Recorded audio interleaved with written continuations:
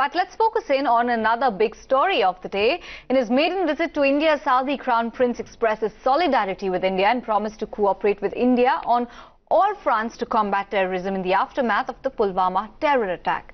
Addressing a joint conference with Modi, he said both the countries will put all possible pressure that needs to be exerted on countries supporting terrorism.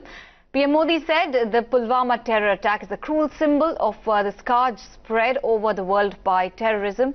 He expressed his keenness to make big-ticket investments in Indian firms, including RIL. He said he sees investment opportunity worth $100 billion in India. Let's listen in to an excerpt from his address.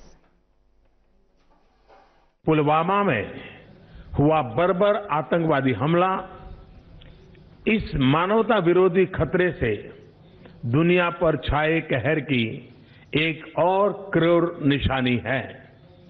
इस खतरे से प्रभावशाली ढंग से निपटने के लिए हम इस बात पर सहमत हैं कि आतंकवाद को किसी भी प्रकार का समर्थन दे रहे देशों पर सभी संभव दबाव बढ़ाने की आवश्यकता है। मुझे खुशी है कि सऊदी अरब और भारत इस बारे में साझा विचार रखते हैं। आज हमारी बातचीत में इस क्षेत्र में हमारे कार्यों में तालमेल लाने और हमारी भागीदारी को तेजी से आगे बढ़ाने पर सहमति हुई है। हमारे पास अभी बहुत सारे अवसर हैं और हमारे हित जो है वो बराबर है, एक तरह के हैं। चाहे वो एनर्जी हो, चाहे एग्रीकल्चर हो, या टेक्नोलॉजी में हो, या कल्चर हो, या सोशल सेक्टर हो, दोनों सरकारें मिलकर हम एक स्ट्रेटेजी बना सकते हैं और कॉमन प्लानिंग कर सकते हैं। सऊदी अरब आप 2016 में तशरीफ लाए और 2016 के बाद से अभी तक बहुत सारी कामयाबियां हमने सफलताएं हासिल की हैं और तकरीबन $44 बिलियन का हमने इन्वेस्टमेंट किया है और हम पेट्रोकेमिकल्स और दूसरे क्षेत्रों में भी अब डाइवर्सिफाई कर रहे हैं। All right, that's the Crown Prince of Saudi Arabia. Of course, many were unhappy with respect to the lack of reference, especially when it comes to the Jaish-e-Mohammed or the Masood Azhar case. But Padmaja Joshi from Times Now joins in with details on this crucial meet between the Saudi Crown Prince as well as Prime Minister Modi. Padmaja. The Saudi Crown Prince Mohammed bin Salman came to India on his maiden visit just a week after the terror strike in Pulwama that killed 40 CRPF soldiers, which is why there was an expectation that the joint statement between the two countries would make a strong statement against terror. But that doesn't really seem to have happened, because when the Prime Minister spoke about terrorism, it was only about one paragraph in a 7-paragraph long statement. And even there, while he made specific mention of Pulwama, the name of Pakistan was not present. In fact, the Saudi prince did not even go so far. He didn't name Pakistan. He made no specific mention of Pulwama. All he said was that Saudi Arabia is going to do intelligence sharing with India and other countries in order to combat terror. Contrast this with the kind of statement that he gave after meeting with Imran Khan on the 18th of this month. In fact, Saudi Arabia, in this joint statement, actually applauded Pakistan's efforts in counter-terrorism and spoke about how Pakistan itself has been a victim of terror, and there have been people in Pakistan who have given up their life in counter-terror activities. No wonder then that this joint statement between Saudi Arabia and India has opened up the government to a lot of criticism, specifically so from the Congress. Maroof Raza, consultant and strategic affairs expert, also joins us with his perspective. Listen in. Would have been prudent for government of India would have been to suggest to the Saudi Crown Prince, who is really the de facto ruler of Saudi Arabia, that when he went back to Riyadh from Pakistan, he could have withheld his visit to India to a later date or moved on from Pakistan to Malaysia and other countries that he was planning to go to, and given India a skip at this point of time if And it is either a failure of intelligence or a failure of assessment that if we were clear in our minds that what the Saudis' response would be to our current national sentiment and our tragedy would be so lukewarm. The second thing is that Saudi Arabia is never going to abandon Pakistan in the near future for a variety of reasons.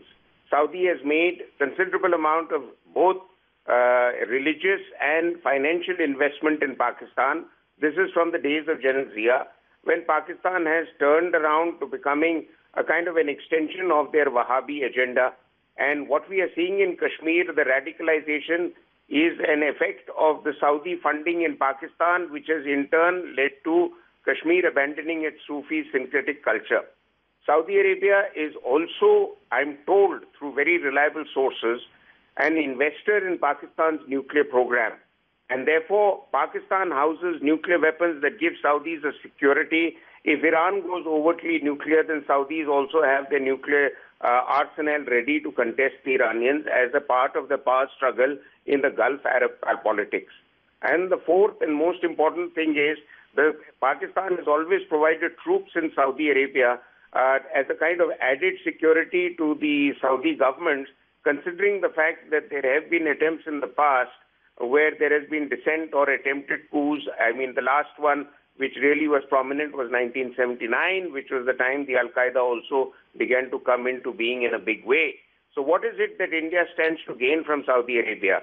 There are those apologists of the Modi government who continue to tell us that the Saudi Crown Prince went back to Riyadh and that is signal enough that Delhi has counterweight. Saudi Arabia needs to invest in India.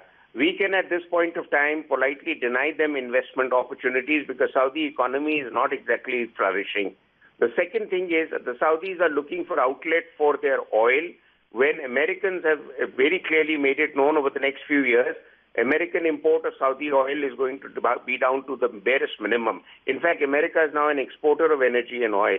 And we can deny them markets here, not that, people will turn around and say, if we don't get Saudi oil, what do we do? There are ample alternate markets that have been explored, including in Latin America and Africa. Right. So, Maruf, what you're suggesting out here, I would say they're perhaps a little extreme steps at this point of time. But do you think that is really the need of the hour? India needs to be that harsh with even Saudi, which at this point of time is lending some sort of support. Like we said, $20 billion given to Pakistan. Do you think that we need to be this harsh to put our point forward? Like you mentioned, the oil bid, transaction in oil, going to Latin America, so on and so forth. Do you think we need to be that harsh then? Absolutely, because the fact of the matter is that because we have soft-pedaled on our approach in how Pakistan should be dealt with, and therefore Mr. Modi's long, announcements that Pakistan is being isolated. You see, isolation in international community either works entirely or it doesn't work. There is no half-baked approach, as we saw in the case of South Africa, that finally the sanctions began to pin South Africa when the whole world decided to go against it. And the way we can do it is if we expect the world to declare Pakistan a sponsor of terror, and the evidence is there. Imran Khan says, where is the evidence? Why doesn't he drive over to GHQ Rawalpindi's hospital and see Masood Azhar recuperating there, who's the head of an organization that has been declared by the UN as a terrorist organization? Now, can India be declared, for instance, a democracy, and the head of India's government be declared a non-democrat or vice versa? I mean, this defies imagination. So Imran Khan's talking through his hat. He's been given a brief by the Pakistan army to say a few things because he is their protege and their plant. As far as Saudi Arabia is concerned, unless China and Saudi Arabia are sufficiently arm-twisted by India not to continue to support Pakistan, and unless Pakistan feels the pinch economically, and I mean the Pakistani deep state, we are going to continue to have this waffle about how Pakistan is isolated and India has achieved a great deal. India has not achieved enough, and we all know it. And by kowtowing to the Saudis at this stage, when the Saudis have gone and made this huge announcement in Pakistan of a $20 billion investment, is an embarrassment to people of India and their sentiments. Right. Point taken, Maruf. Thanks much for coming on board and helping us understand the dynamics, the big developments and the kind of announcements and discussions between the two important leaders of Saudi as well as India. Thank you so much once again.